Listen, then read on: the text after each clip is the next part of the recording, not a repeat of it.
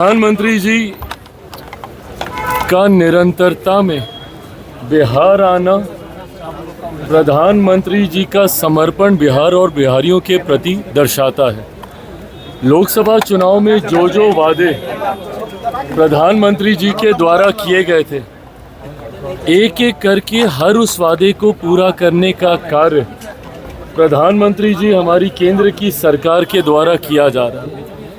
लंबे समय तक ये एक मांग थी कि पटना का एयरपोर्ट भारत के अलग अलग प्रदेशों का न सिर्फ उनके मुख्यालयों के एयरपोर्ट देखिए, बल्कि उनके बाकी के जो शहर हैं वहाँ के भी एयरपोर्ट काफ़ी विकसित रहे हैं। ऐसे में बिहारियों की ये मांग थी कि यहाँ पर भी वर्ल्ड क्लास का एयरपोर्ट होना चाहिए, जिसका निर्माण मौजूदा प्रधानमंत्री आदरणीय नरेंद्र मोदी जी के नेतृत्व में हुआ है।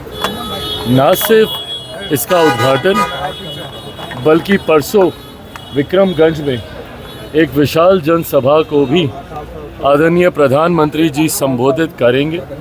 और जैसा मैंने कहा कि जो वादे प्रधानमंत्री जी और हम लोगों ने लोकसभा में किए थे, विधानसभा चुनाव आते आते तक हर उस वादे को पूरा करने का कार्य हमारी केंद्र की सरकार के द्वारा किया जाएगा।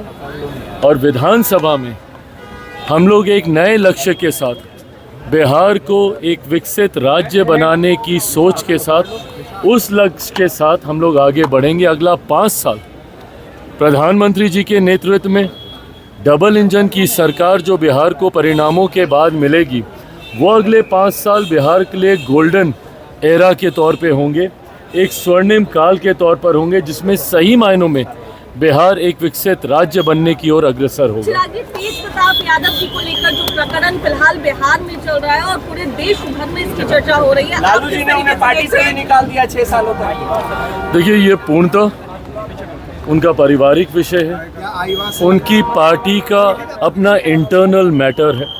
मुझे नहीं लगता कि इसमें किसी को अपने पक्ष रखने की ज़रूरत है। आपस में परिवार के विषय हैं और उनकी पार्टी का विषय वो खुद स्वयं सुलझा लें। बिहार की 2 बेटी चिराग इसमें पिस रही हैं, ऐश्वर्या और न्याय की किसी भी बेटी के साथ अन्याय ना हो, उसके लिए मैं मानता हूँ कानूनी व्यवस्था पूरी तरीके से सुदृढ़ है। पर अगर उसके बाद भी अगर कभी कहीं ऐसा लगा तो ज़रूर अपने पक्ष को मजबूती से रखा जाए। बिहार में लगातार आपराधिक घटनाएं हो रही हैं, राजधानी पटना में गोलियां चल रही है दिन दहाड़े चिराग जी। ये बहुत ज़्यादा चिंता का विषय है। और जिस तरीके से पिछले एक आध दिन में एक के बाद एक बिहार के अलग अलग ज़िलों में, पटना में जिस तरीके से एकदम निडरता से अपराधियों ने अपराध का तांडव रचने का काम किया है, ये यकीनन बहुत ज़्यादा चिंताजनक है। मैं मानता हूँ कि राज्य सरकार इसको उतनी ही गंभीरता से ले रही होगी और जल्द से जल्द दोषियों पे कार्रवाई की जाए, ताकि अपराधियों में जब तक कानून का डर भय नहीं होगा तब तक संभवतः ऐसी घटनाओं को अंजाम मिलता रहेगा। पर ऐसे में सरकार, राज्य सरकार को पूरी गंभीरता के साथ इसके ऊपर एक्शन लेने की ज़रूरत है, जो मैं मानता हूं कि सरकार जरूर ले रही है। पिछले दिन आप तेजस्वी यादव से मिले थे, उसको लेकर कई मतलब निकाले जा रहे हैं और कह रहे हैं चिराग पासवान एनडीए को धोखा दे रहा है। मैंने बार बार कहा है, व्यक्तिगत संबंधों को राजनीतिक मायनों में नहीं तोलना चाहिए।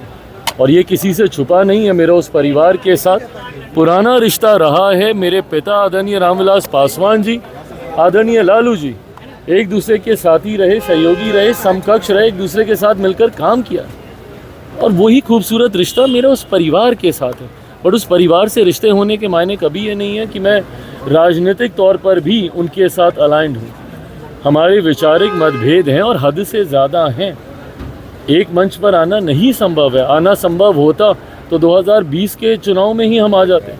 जिस वक्त हम बिना किसी गठबंधन के अकेले चुनाव लड़ रहे थे, उस वक्त भी हम किसी वैकल्पिक गठबंधन में तो हम नहीं गए। तो ऐसी व्यक्तिगत मुलाकातों को, और जिस मुलाकात का आप जिक्र करें वो तो व्यक्तिगत भी नहीं थी, वो तो हम सब जो कि पक्ष विपक्ष हर किसी ने इस खूबसूरत भूमिका को निभाया, जहाँ पे शहीदों के परिवार से मिलकर उन परिवार के प्रति अपनी सद्भावना हम लोगों ने प्रस्तुत करने का हम लोगों ने कार्य किया। उसी भूमिका में उस दिन तेजस्वी जी भी वहाँ पे थे, हम भी वहाँ पर गए। पर हाँ, ये पूरी तरीके से अगर मुलाकात मेरी व्यक्तिगत दृष्टिकोण से भी कभी होती है, आज उनके परिवार में एक और खुशखबरी आई है, हमारे भतीजे का जन्म हुआ है वहाँ पर, उसके लिए भी मैं उस परिवार को ढेर सारी बधाई शुभकामनाएं देता हूँ।